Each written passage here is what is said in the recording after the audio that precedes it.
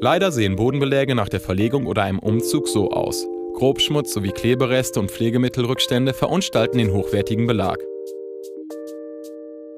Da hilft nur eins: eine intensive Reinigung mit dem Grundreiniger R von Dr. Schutz. Zunächst muss der Boden gründlich abgesaugt werden, um groben Schmutz und Staub restlos zu entfernen. Jetzt werden besonders hartnäckige Flecken wie Klebereste oder Wachsschichten mit unverdünntem Grundreiniger und einem kratzfreien Pad vorbehandelt.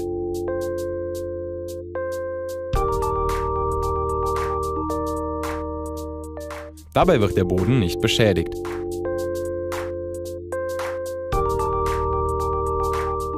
Danach wird Grundreiniger R mit Wasser verdünnt und die gesamte Oberfläche mit einem Mop gereinigt.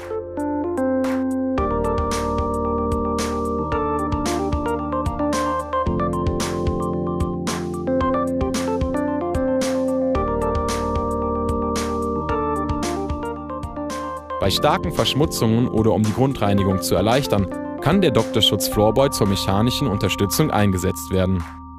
Der Floorboy kann im Bodenbelagsfachhandel gemietet oder gekauft werden und lässt sich sehr gut auch für andere Reinigungsschritte oder Bodenbeläge einsetzen.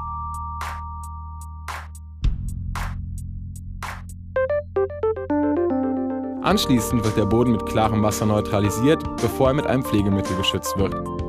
Viele Beispiele dazu finden Sie in unserem Dr. Schutz YouTube-Kanal. Um die hohe Wirksamkeit des Grundreiniger R zu verdeutlichen, zeigen wir Ihnen auf der rechten Seite die gleichen Reinigungsschritte mit einem handelsüblichen Grundreiniger.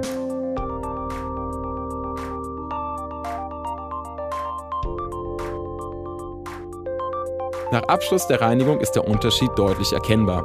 Die gereinigte Fläche ist streifenfrei sauber und kann problemlos eingepflegt werden. Auf der anderen Seite ist der Boden stumpf und abgenutzt. Hartnäckige Flecken wie Klebereste oder Wachsschichten wurden gar nicht oder nur unzureichend entfernt. Der Boden muss erneut und diesmal richtig grundgereinigt werden.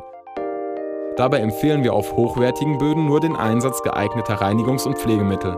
Von Profis entwickelt, für zu Hause gemacht.